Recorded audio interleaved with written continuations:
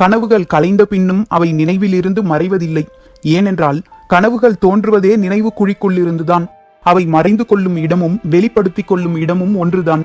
சிறகு நாவல்கள் மொய்த்து கிடக்கும் பொதினியின் குலமகளை கனவிலே பார்க்கும் முன் காலடி யோசை கேட்டு விழிப்புற்றான் பாரி.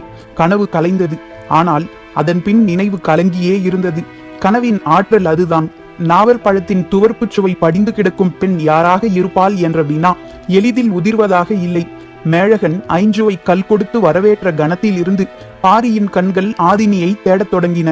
அவன் நினைவில் நாவற்பழங்கள் பறந்தபடியேதான் இருந்தன. ஆதினி மட்டும் கண்ணீர் படாமலே இருந்தாள். வந்தவர்கள் விருந்துண்டு மகிழ்ந்தனர். எவ்வியூர் போல மலைமுகட்டில் உள்ள ஊர் அல்ல பொதினி. மலையடிவாரத்து சிறு குன்றின் மேல் நிலை கொண்டுள்ள ஊர். புல்வேய் குரம்பை குடில்கள் இதமான சூழலை கொண்டிருந்தன. பாரியின் கண்கள் முதன்முறையாக ஆதினியை கண்ட பொழுது அவள் சற்றே மறைந்திருந்து அவனை பார்த்து கொண்டிருந்தாள். தான் பார்த்த கணம் சட்டென மறையும் ஒருத்தி அவளின்றி வேறு யாராக இருக்க முடியும்?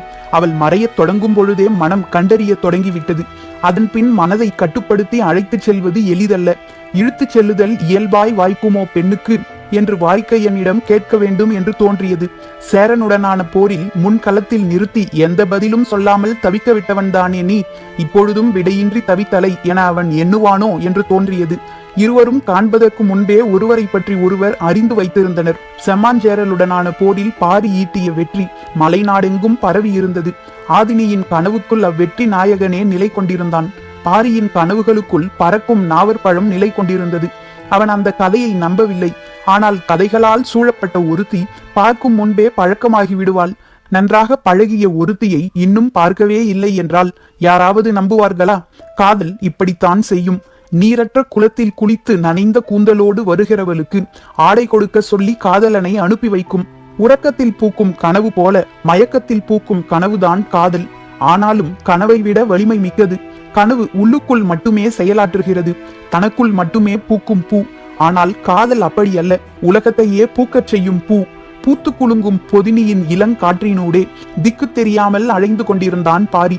தவித்தலைந்த அவன் கண்களுக்கு 2ஆம் நாள் காலையில் அவள் தென்பட்டாள். மயில் கொன்றை மரத்துக்கு மலர் சூடி வணங்கிக் கொண்டிருந்த ஆதினியை தற்செயலாய் பார்த்தான் பாரி. உடன் மேழகனும் வாரிக்கையனும் இருந்தனர். பார்த்த கணத்தில் பாரி நகர்தலற்று நின்றான். மேழகனும் வாரிக்கையனும் நின்றனர். ஆதினி மயில் கொன்றை மரத்தை பார்த்து நின்று வணங்கிக் கொண்டிருந்தாள். தான் நிற்பதற்கான காரணத்தை சொல்ல முடியாமல் நின்றான் பாரி. மேழகனோ அவள் மயில் கொன்றைக்கு மாலை சூட்டி வணங்குவதற்கான காரணத்தை சொல்ல முடியாமல் நின்றான்.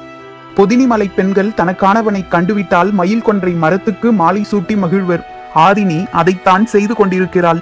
அது மேழகனுக்கு புரிந்தது. ஆனால் அதை பாரியிடம் சொல்ல தயங்கி நின்றான். பாரியின் தயக்கம் வேறு விதமாக இருந்தது. சூட்டிய மாலையை எடுத்து அவளுக்கு சூட்டி விடுவோமா என்று எண்ணம் ஓடத் தொடங்கியது. தான் பரம்பின் தலைவன்.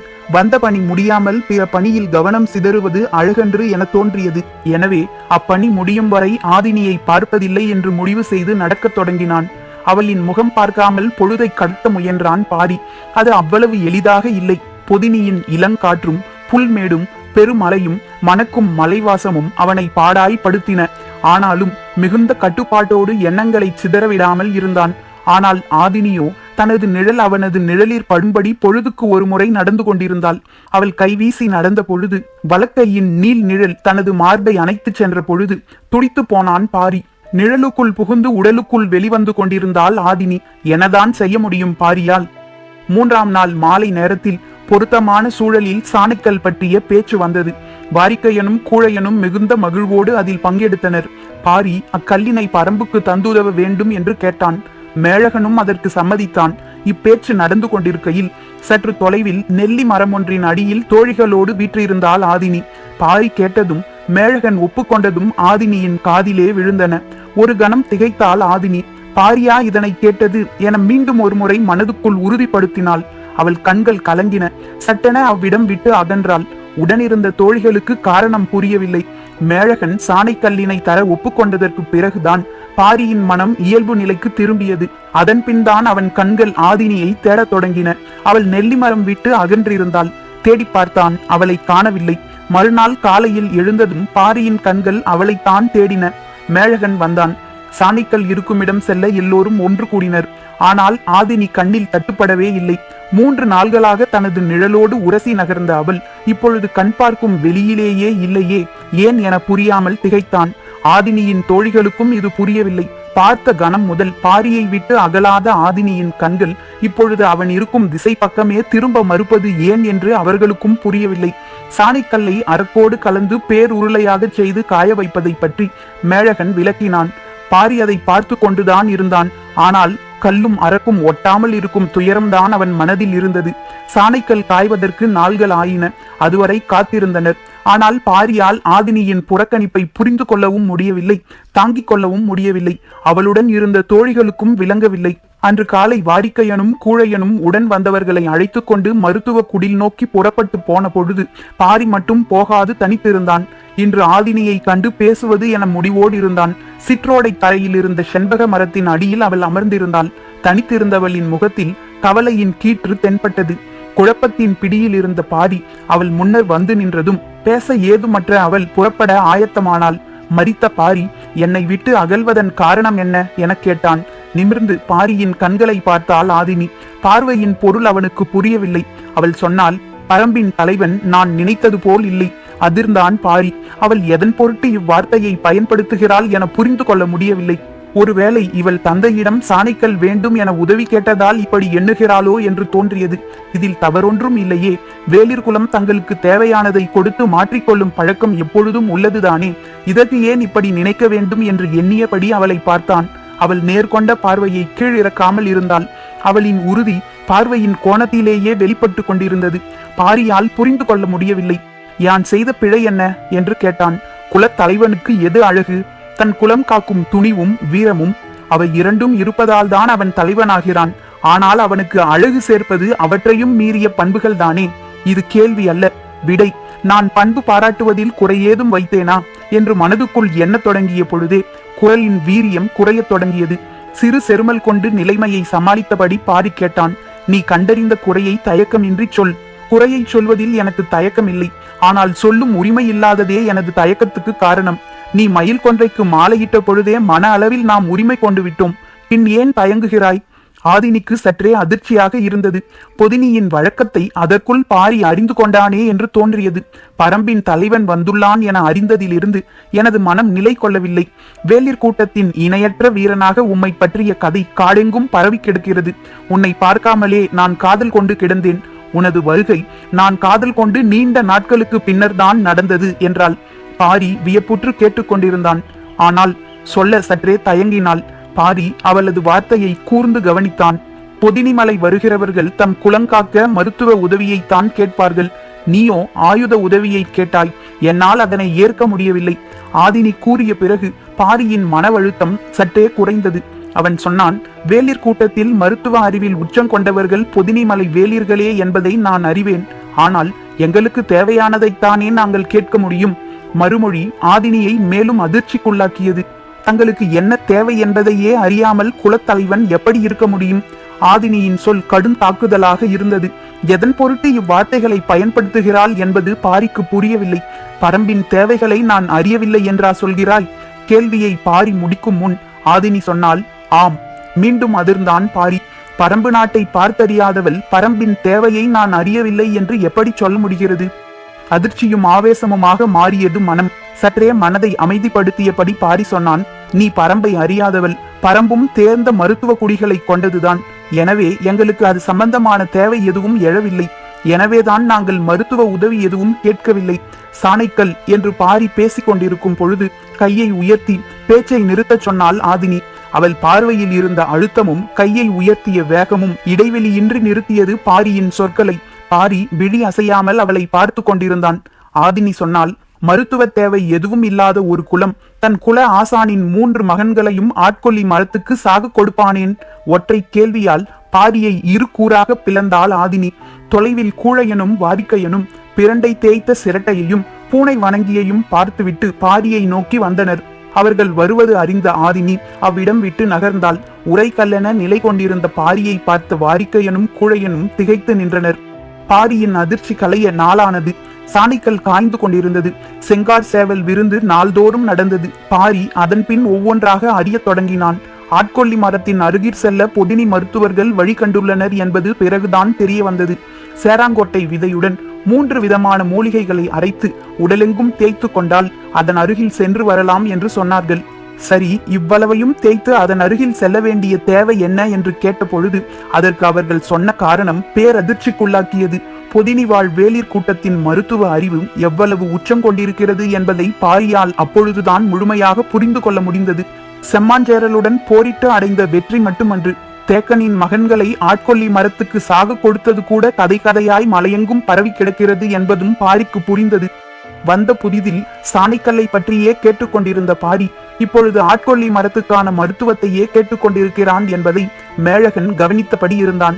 வேளிர் கூட்டத்தோடு ஒரு மாற்று செய்யலாம் என்பது முன்னோர் வாக்கு. ஆனால் பாரி இருபொருள் கேட்பானோ என்று தோன்றியது. சாணிக்கல் அரக்கோடு காய்ந்து இறுகப் பற்றி வட்ட வடிவ உருளையாக மாறியது. நாளை அதனை எடுத்து பயன்படுத்தலாம் என்று மேழகன் சொன்ன பொழுது பாரி சொன்னான், எனக்கு சாணிக்கல் தேவையில்லை. இது மேழகன் எதிர்பார்த்ததுதான். சாணைக்கல்லுக்கு மாறாக ஆட்கொல்லி மரத்துக்கான மருந்தினை கேட்பான் என்று முன்கூட்டியே நினைத்திருந்தான். ஆனால் அம்மருந்தினை இனிமேல்தான் உருவாக்க வேண்டும் என்றான். நான் அம்மருந்தினை கேட்கவில்லையே என்றான் பாரி. மேழகன் அதிர்ந்தான். சாணைக்கல்லும் வேண்டாம், ஆட்கொல்லி மரத்துக்கான மருந்தும் வேண்டாம் என்றால் உனக்கு என்ன வேண்டும் என்று கேட்டான். அதனை ஆதினியிடம் கேட்டுக்கொள்ளுங்கள் என்றான் பாரி. மேழகனுக்கும் புரியவில்லை, உடனிருந்த வாரிக்கையனுக்கும் புரியவில்லை. சற்றே குழப்பத்தோடு மகளிடம் போய் கேட்டான் மேழகன். பாரிக்கு என்ன வேண்டும்? இதனை ஏன் என்னிடம் வந்து கேட்கிறீர்கள்? பாரிதான் உன்னிடம் கேட்கச் சொன்னான். பரம்பின் தேவையை என்னை விட நீதான் அதிகம் புரிந்திருக்கிறாய். இப்பொழுது சொல், நான் எதை கேட்க வேண்டும் என்று பாரி காதோடு கேட்கும் குரல் அவளுக்குள் எதிரொலித்தது. உள்ளுக்குள் ஓடிய சிரிப்பை மறைத்தபடி ஆதினி சொன்னால், மணவிழாவுக்கு ஏற்பாடு செய்யுங்கள் தந்தையே. மேழகனுக்கு புரியவில்லை. பரம்பின் தேவை என்ன என்றுதானே உன்னை கேட்கச் சொன்னான்? ஆம், பரம்பின் தேவை நான் தான். அதை நான் சரியாக கணிக்கிறேனா என்பதை அறியவே பாரி உங்களை அனுப்பியுள்ளான். மேழகனுக்கு இப்பொழுதும் புரியவில்லை. ஆதினி மீண்டும் சொன்னாள், என்னை வைத்தே என்னை கணிக்கும் ஒரு விளையாட்டை பாரி விளையாடுகிறான். அது மட்டுமன்று, பரம்பு மீதான எனது அக்கறையை காதல் கொண்டு உரசி பார்க்கிறான். சாணைக்கல்லில் இரும்பை கூர்த்தீட்டி பார்ப்பது இதுதான் தந்தையே. ஆதினி சொல்வது விளங்குவது போல இருந்தது. ஆனாலும் காதலின் ஆழத்தை அடுத்தவர் விளங்கிக் கொள்ளுதல் எளிதன்று. நிலைமையை சமாளித்தபடி மேழகன் சொன்னான், நீ கடந்த சில நாள்களாக அவனை திரும்பி கூட பார்க்காமல் இருந்ததால் உனக்கு அவனை பிடிக்கவில்லையோ என்று நினைத்து விட்டேன். இவ்வளவு ஆற்றலும் அழகும் கொண்ட காதலனை பார்த்து கொண்டே விலகி நடப்பதை விட பார்க்காமல் திரும்பி நடப்பதுதான் உயிர் வாழ்வதற்கான சிறந்த வழி. அதன் பிறகு மேழகன் பேசவில்லை. மணவிழாவுக்கு வரச் சொல்லி எவ்வியூருக்கு வீரர்களை அனுப்பி வைத்தான் வாரிக்கையன். 4 அருவிகளையும் 8 முகடுகளையும் கடந்து பாய்ந்து சென்றது காதலின் கதை. பொதினியின் மகிழ்வுக்கு அளவேதும் இல்லை. விருந்து நாள்தோறும் நடந்தது. பரம்போடு மன உறவு காண்பது வேளிர் குலப் பெருமை என ஊரே மனம் நெகிழ்ந்து கொண்டாடியது. இறைச்சிகளின் சுவை சுனை நீரின் கலவையோடு இணைந்தது. இவ்விருந்தில் பரிமாறப்படும் இறைச்சிகள் இவ்வளவு சுவையோடு இருப்பதற்கு சுனை நீர் முக்கிய காரணம். இடிவிழுந்து பாறைகள் பிளவுறுதல் ஒவ்வொரு ஆண்டும் நிகழ்ந்து கொண்டே இருக்கிறது.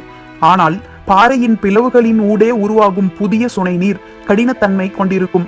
ஆழ புதைந்த இடியில் உருவான நில உப்பு நீரில் கலந்து சில மாதங்களாவது வந்து கொண்டே இருக்கும். அந்நீரில் வேக வைக்கப்படும் இறைச்சி இணையற்ற சுவை கொண்டிருக்கும். விழுந்த இடியின் நாட்கணக்கும் பிடிப்பட்ட விலங்கின் வயது கணக்கும் இணைந்துதான் இலையில் விருந்தாகிறது. இயற்கையின் வெவ்வேறு ஆற்றலை உணவாக சமைக்க தெரிந்ததுதான் மனிதனின் மகத்தான கண்டுபிடிப்பு. பொதினி மக்கள் இறைச்சி தொடங்கி இடிவரை பலவற்றை சமையலுக்கு பயன்படுத்தினர். மண்ணும் தாதுக்களும் என்னவெல்லாம் செய்யும் என்பதில் இவர்களுக்கு இருக்கும் ஆற்றல் இணை சொல்ல முடியாதது. புதிய இடியூற்றின் சுனை நீர் கொண்டே விருந்துக்கான இறைச்சி ஏற்பாடானது. வாரிக்கையனும் உடன் வந்த எவரும் எதனையும் விட்டு வைக்காமல் விருந்தை உண்டு மகிழ்ந்தனர். பொதினியின் ஐஞ்சுவை கல்லுக்குள்ள குணம் தனிதான். அதனை விளக்கியபடியே மேழகன் சொன்னான், ஆதினி மயில் கொன்றை மரத்துக்கு மாலையிட்ட அன்றே இத்திருமணம் முடிவாகிவிட்டது. சின்னதாய் சிரித்தான் வாரிக்கையன். ஏன் சிரிக்கிறீர்கள் என கேட்டான் மேழகன். அதற்கு முன்பே முடிவாகிவிட்டது என்றான் வாரிக்கையன். மேழகனுக்கு புரியவில்லை. பரம்பின் ஆதிக்கல்லான ஆலம்பனை கல்லை மன உறவுக்காக மட்டுமே கொடுக்கும் பழக்கம் எங்களுடையது என்றான் வாரிக்கையன். அப்படியென்றால் நீங்கள் சாணைக்கல்லுக்காக வரவில்லையா? சாணைக்கல்லுக்கு மட்டுமென்றால் பாரி ஏன் வர வேண்டும்? நாங்கள் மட்டும் போதாதா? பாரி அறிந்துதான் வந்தானா? சிரித்தபடி வாரிக்கையன் சொன்னான், நாங்கள் யாரும் அறிய மாட்டோம் என்று நம்பி வந்தான். அவன் அப்பனுக்கே மனமுடித்து வைத்தவன் நான். என்னிடமே விளையாடுகிறான் என்றான். உங்களுக்கே இந்த செய்தி தெரியாதா? சாணைக்கல்லை பற்றி செய்தி சொன்ன முதுபாணனிடம் இவன் அதிகம் வினவியது ஆதினியை பற்றித்தான். அப்படியா என கேட்டான் மேழகன். இடிநீரில் இறைச்சியை சேர்க்கும் உங்களுடைய அறிவை போலத்தான் ஆயுதத்தோடு ஆதினியை சேர்த்தான் பாரி. மேழகன் வியப்பிலிருந்து மீள நேரமானது. குன்றின் சிறு பாறை முனையில் அமர்ந்திருந்தான் பாரி. அவனது தோளிலே சாய்ந்திருந்தால் ஆதினி. கும்மிருட்டு நிலை கொண்டிருந்தது. பாறையின் முகப்பில் ஏன் அமர வைத்திருக்கிறாள்? ஏதாவது காரணம் இருக்கும் என்று சிந்தித்தபடி இருந்தான். இருளுக்குள் இருந்து முழு நிலவு மேலேறி வரும் நேரம் நெருங்கிக் கொண்டிருந்தது. பற்றிய தோளிலிருந்து முகம் விலக்காமல் ஆதினி கேட்டால், எதை பற்றி சிந்தித்துக் கொண்டிருக்கிறீர்கள்? மெல்லிய குரல் மேலெழுந்து வந்தது. குலத்தின் தலைவனுக்கு எது அழகு? ஆதினி இதனை எதிர்பார்க்கவில்லை. விடை சொல்ல வாயெடுத்தவள் சற்றே அமைதியானாள். ஏன் விடை சொல்ல மறுக்கிறாய்? அழகான தலைவன் தன் குலத்தோடு சேர்த்த பிறகு நான் சொல்ல என்ன இருக்கிறது? சொல்லி நிறுத்திய ஆதினி அசைவற்று அவனை பார்த்து கொண்டிருந்தாள். காதலியிடம் கற்றுக்கொள்ளும் சுகம் ஆணுக்கு வாய்ப்பது அரிது. நீ எனக்கு என்னுடைய அறியாமையை காண்பித்தாய். என்னுள் புகும் உனது ஆற்றல் என்னை திகைக்க செய்துவிட்டது. ஆதினி சொன்னால், என்னுள் புகும் உனது ஆற்றல் என்னை என்ன செய்கிறது தெரியுமா? பாரி மெல்ல தலையசைத்து தெரியவில்லை என்றான். அவன் தோல் தழுவிய கையை சற்றே மேல் நகர்த்தி, இந்த அறியாமைதான் பேரழகு என்றாள். இமைகள் மூட தலைப்பட்ட பொழுது உச்சி மலையிலிருந்து பெருங்காற்று வீசி இறங்கியது. எதிர்ப்புற குன்றின் பின்புறத்திருந்து முழு நிலவு மேலெழ மஞ்சள் ஒளியில் மரங்களின் நுனி இலைகள் கூசிச் சிலிர்த்தன. மயங்கிய பாரி இயற்கையின் பேரழகை விஞ்சும் ஆற்றல் தனது கன்னத்தை ஏந்தி நிற்கும் கைகளுக்கு இருக்கிறதோ என நினைத்து கொண்டிருக்கையில் ஆதினி சொன்னால், கண்களை மூடுங்கள், உலகின் பேரழகை காட்டுகிறேன். அவள் சொல்லிய விதமே பெரும் மயக்கத்தை ஊட்டியது. என்ன செய்ய போகிறாள் என அறியும் ஆவலில் கண்களை மூடினான். இவ்வளவு பொழுதும் தனது உடலோடு ஒட்டியிருந்த அவள் தன்னை விட்டு விலகுகிறாள் என்பதை உணர்ந்தபடியே இருந்தான் பாரி. சிறிது நேரம் எதுவும் சொல்லாமல் இருந்தாள். பாரியின் எண்ணங்கள் எங்கெங்கோ போய் திரும்பின. இப்பொழுது கண்களை திறங்கள் என்றாள். பாரி மெல்ல கண்களை திறந்தான். எதிரில் ஆதினி நின்று கொண்டிருந்தாள். சிறு புன்னகையோடு அவனையே பார்த்து கொண்டிருந்த அவள் வலப்புற மலையுச்சியை கை காட்டி, அங்கே பாருங்கள் என்றாள். பாரி திரும்பி பார்த்தான். நில ஒளியில் மலையுச்சியை பார்த்து கொண்டிருக்கையில் ஏதோ ஒரு வேறுபட்ட தன்மையை உணர்ந்தான். என்னவென்று புரியவில்லை. காற்று வீசிக் கொண்டிருந்தது. கன நேரத்துக்குள் நூற்றுக்கணக்கான சிறகு நாவர் பழங்கள் மலை உச்சியில் இருந்து காற்றில் மிதந்து வந்து கொண்டிருந்தன. இமைக்காமல் பார்த்தான் பாரி. அலையலையாய் அந்த அதிசயம் வந்திறங்கியது. உச்சி மலையில் எட்டி பார்க்கும் நிலவுக்குள் இருந்து கருநீல பொன்வண்டு காற்றெங்கும் மிதந்தபடி பாரியை நோக்கி வந்தது. நம்ப முடியாத காட்சி வானம் முழுவதும் வந்து கொண்டிருந்தது. கன நேரத்தில் கிறுகிறுத்து போனான். மலை உச்சியில் இருக்கும் சிறகு நாவர் காட்டிற்கு நேர் கீழாக இருப்பதுதான் பொதினி குன்று. உட்கார்ந்திருக்கும் இந்த பாறை முனை இன்னும் துல்லியமானது.